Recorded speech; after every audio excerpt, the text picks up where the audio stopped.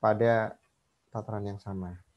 Baik, selamat siang. Kita akan coba untuk melanjutkan bagaimana melakukan analisis data dari yang kita miliki. Karena kita akan coba dengan data yang terakhir, yaitu data baseball salaries yang tahun 2015.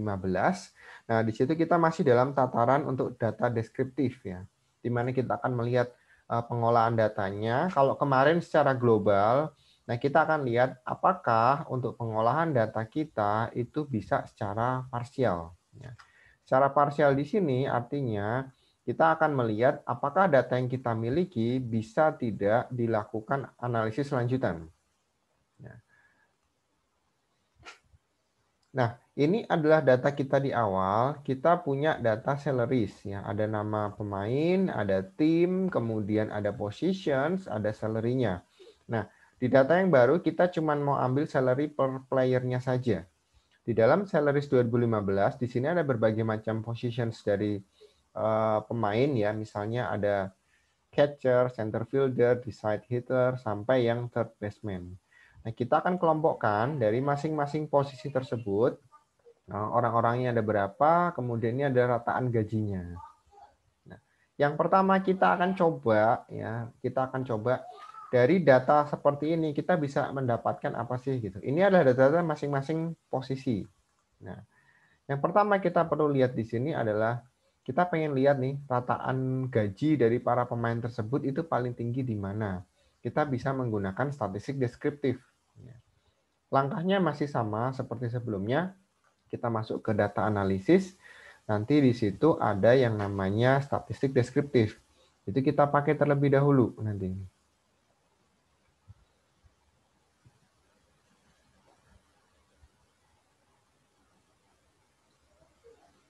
Ini agak lama loadingnya.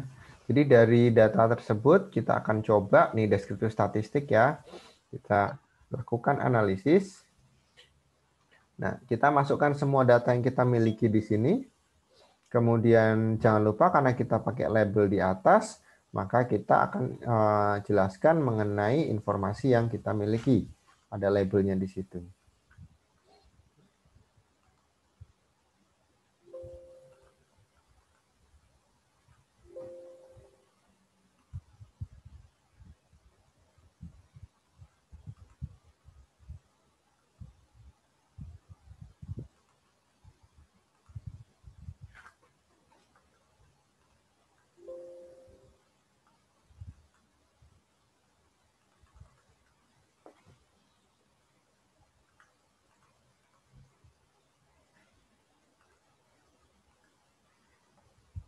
Kita akan coba ambil data kita secara keseluruhan. Nah, di sini kita akan dapatkan nilai untuk summary statistiknya. Ya, kita sudah dapatkan nilai untuk catcher. Di sini ada 70 orang ya di data gajinya. Rata-ratanya sekian, ada center fielder ada 59 orang, hitter ada 7 orang, baseman ada 41 orang, left fielder ada 50 orang, pitcher ada 443. Nah, semuanya ini bisa kita dapatkan dari data yang kita lakukan deskriptif tadi ya di dalam penggunaan data analisis di Excel. Nah, dari nilai-nilai ini kita bisa ambil untuk membuat grafik. Sebenarnya paling manakah gaji dari para pemain ini yang relatif lebih tinggi dibandingkan rekan-rekannya yang lain. Kita bisa buat di bawahnya, misalnya gitu ya, untuk membuat grafik misalkan gitu ya. Jadi ini ada grafiknya, kita bisa masuk di sini. Ini adalah positionnya, misalnya kita bisa menggunakan ini adalah position. Kemudian kita akan masukkan average salary-nya. Average salaries. Kita ambil datanya dari average salaries. Ini untuk catcher, untuk center fielder, hitter, first baseman, untuk left fielder. Kemudian pitcher, right fielder, second baseman, shortstop, dan yang terakhir adalah third baseman. Nah, ini kita pakai datanya, kita akan mau buat rataan dari grafiknya. Di sini kita sudah dapatkan tabel yang baru ya. Dari data ini kita bisa analisis nih. Oh, kita mau seperti apa ya analisisnya, misalkan seperti itu. Oke, dari sini kita juga bisa bikin yang namanya tabulasi data ya. Setelah tabulasi kemudian kita bisa bikin grafik. Akan contoh seperti ini. Dari sini kita bisa lihat, oh ternyata gaji yang paling tinggi itu ada di design hitter dan first baseman. Ya. Dia relatif lebih tinggi dibandingkan teman-temannya yang lain. Ya. Di dalam gaji rata-rata. Kalau dari sisi jumlah relatif berbeda gitu ya. Jadi kita bisa punya analisis. Kalau kemarin kita lakukan perbedaan antara gaji 2011 dengan 2015. Yang sekarang dengan data yang sama kita analisis lebih dalam lagi. Ini untuk masing-masing posisi gajinya sama apa enggak atau berbeda gitu. Jadi bukan secara bersama-sama tapi per parts-nya atau per bagiannya. Ini kita bisa lakukan menggunakan Excel gitu. Yang kedua, kita bisa lakukan analisis yang sama menggunakan korelasi gitu ya. Dari mana kita tahu korelasinya ya? Dari data analisis juga. Jadi kita bisa lihat di sini ada data analisis, ada korelasi. Nah, kenapa kita pakai korelasi? Itu pertanyaan pentingnya. Kita ingin melihat keeratan hubungan ya antara satu posisi dengan posisi yang lain dalam hal gaji di sini. Kalau misalnya posisi catcher dengan center fielder gitu ya, itu gajinya ternyata saling berpengaruh enggak? Atau saling ada hubungannya enggak? Misalnya kalau gaji catcher naik, center fielder naik juga enggak? Atau justru turun atau sebaliknya? Nah, kita bisa ambil data tersebut dari data yang kita miliki. Ya. Pak, tapi jumlahnya enggak sama, enggak apa-apa. Gitu. Jadi dia akan based on average dari rata-rata.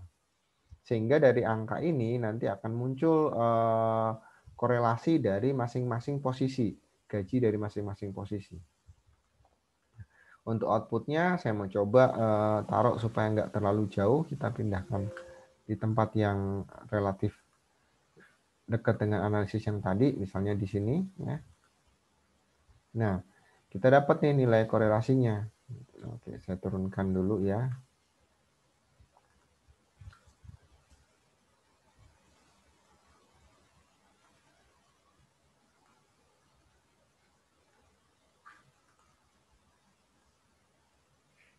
Nah, kita udah dapat di sini, ini posisi catcher, kemudian center fielder, design hitter, dan sebagainya. Ini korelasi dengan posisi yang lain untuk gajinya. Nah, untuk melihat korelasi, kita akan melihat dari bagaimana hubungan antara masing-masing posisi di sini dari struktur gajinya gitu ya. Kita punya skala patokan apakah dia kuat, lemah atau sedang gitu ya. Tetapi di sini tidak bisa dilihat secara statistik kalau dalam Excel. Kita hanya bisa melihat arahnya. Contoh misalnya center fielder dengan catcher. Center fielder dengan catcher ini negatif. Artinya apa? Kalau gaji center fielder naik, maka gaji catcher turun. Itu kalau negatif. Kalau positif ya, kalau hitter gajinya naik, catcher juga ikut naik. Naiknya seberapa nih korelasinya? 0,26 sekian, artinya 26% sekian. Nah, posisi naik atau turunnya itu relatif ya. Ini kan on average nih, artinya dalam rata-rata dia naiknya secara incremental, ini dalam persentase ya. Bisa jadi naiknya besar, bisa naiknya kecil, tergantung persentase dari rataannya, rata-ratanya. Karena kita bandingkan per rata-rata.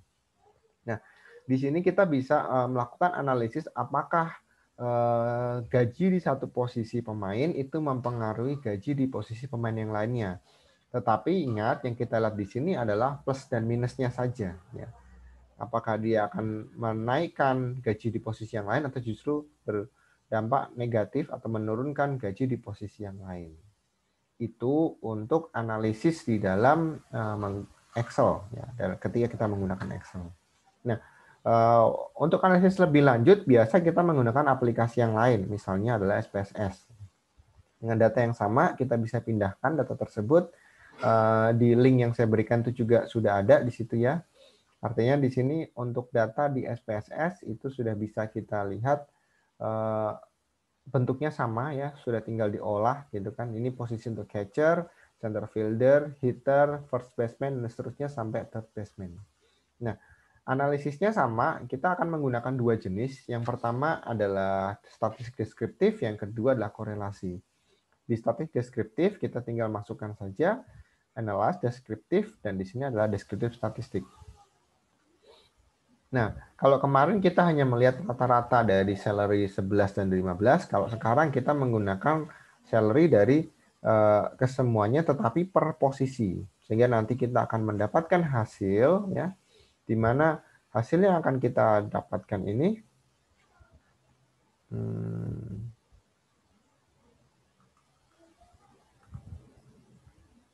ya, hasil yang kita dapatkan ini akan otomatis berdampak kepada yang lainnya. Ya. Contoh di sini catcher ada 70 pengamatan gaji. Center fielder ada 59, hitter ada 7, ada first baseman 41, dan seterusnya paling tinggi pitcher 443. Artinya banyak sekali pemain yang berposisi sebagai pitcher di dalam data 2015 tersebut. Yang paling sedikit adalah hitter, yang paling banyak adalah pitcher. Nah, data ini kurang lebih nilainya sama ya dengan Excel ya. Dan kemudian kita akan lihat korelasinya atau bagaimana data ini bisa mempengaruhi posisi yang lain. Kita bisa masuk ke analyze, ada correlate, ada bivariate. Ya. Analyze, correlate, bivariate. Nah, di sini kita asumsikan distribusinya normal aja, asumsinya. Jadi kita bisa pakai Pearson. Ini standarnya ya, normalnya dia. Tapi kalau datanya tetap tidak normal distribusinya, kita bisa pakai Spearman ataupun Kendall-Taubes. Tapi kita cukup pakai coba Pearson dulu. Ini cuma untuk analisis awal saja. Nah, kita masukkan seluruh variabel yang akan kita analisis di sini, kemudian tinggal diklik OK, maka dia akan muncul hasil dari korelasi antar variabel. Bagaimana cara membacanya? Nah, di sini akan lebih mudah dibandingkan dengan Excel. Kita cukup lihat di sini tanda bintang 1, ya. Berarti akan ada yang signifikan atau yang dampaknya pasti kerasa ya dalam level 5%. Nah, di sini ada bintangnya adalah 1 nih. Ini third baseman dengan second baseman. Dan nilainya adalah positif. 0,3 atau 31,7%. Jadi kalau third baseman dan second baseman itu punya keeratan seperti itu, menunjukkan bahwa kalau gaji di third baseman naik, maka di second baseman akan naik. Perbedaan kenaikannya itu sekitar 31,7%. Jadi itu pasti. Kalau yang lain karena tidak ada tanda bintangnya, berarti dia belum pasti atau belum signifikan perubahannya. Ada perubahan tapi nggak sesuai dengan prediksinya. Jadi hanya ada satu yang terbukti seperti itu. Itu kalau kita menggunakan SPSS. Ya. Excel sudah, SPSS sudah. Nah, sekarang kita pakai dengan model Stata. Nah, kalau model Stata bagaimana? Kita bisa lihat, kita bisa panggil data yang sudah kita siapkan ya. Datanya sama, jadi nanti tinggal kita cek gitu ya. Baseball salaries 2015 untuk per playernya. Nah, datanya sudah dipanggil, maka di bagian sisi kanan di sini ini akan muncul ya nama-nama variabelnya, atau bisa lihat juga dilihat di sini di data editor yang di sini. Kita cek ini datanya, ini adalah data untuk catcher, data center fielder, design hitter, first baseman dan seterusnya ya sampai data yang terakhir. Jadi datanya semua udah masuk ke sini. Jumlahnya tetap tidak sama seperti yang tadi ya. Yang tidak sama karena memang karakteristik datanya begitu. Maka kita bisa lihat secara deskriptif itu seperti apa. Kita bisa lihat summary, deskriptif statistik. Saya mau lihat summary statistiknya aja. Nah, karena semua variabel mau kita masukkan di sini kan ada banyak ya. Semua yang kita amati ya udah kita kosongin aja. Kita tinggal oke, maka dia akan muncul. Untuk catcher ada 70 pengamatan, fielder ada 59 pengamatan. Jadi sama ya seperti di Excel, SPSS nilainya sama. Nah, paling banyak pitcher, paling rendah adalah hitter. Ini nilai rata-ratanya, nilai standar deviasi, nilai minimum dan maksimum dari sampel kita. Kemudian kalau mau lihat korelasi bagaimana? Kita tinggal ketik aja correlate ya. Dia akan muncul seperti ini. Nah, kalau kita lihat di sini dari sisi korelasinya, ternyata kita melihat ada banyak yang relatif hubungannya cukup kuat nih di sini. Ini kalau kita lihat ya, cukup banyak sekali. Angka di sini bisa jadi berbeda dengan di SPSS dan Excel. Kenapa seperti itu? Karena masing-masing aplikasi itu punya presisi yang berbeda. Misalnya berapa angka, berapa digit di belakang koma itu baik dari SPSS, dari Excel maupun dari Stata itu berbeda. Nah, yang paling tinggi adalah di Stata untuk desimalnya. Sehingga nilai presisinya kecenderungannya akan berbeda, tapi perbedaannya juga tidak terlalu jauh.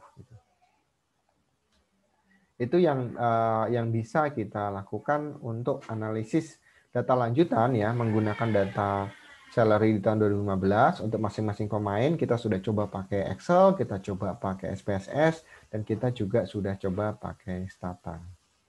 Demikian untuk uji coba dari data lanjutan yang kemarin ya, setelah untuk statistik deskriptif di bagian analisis data yang pertama.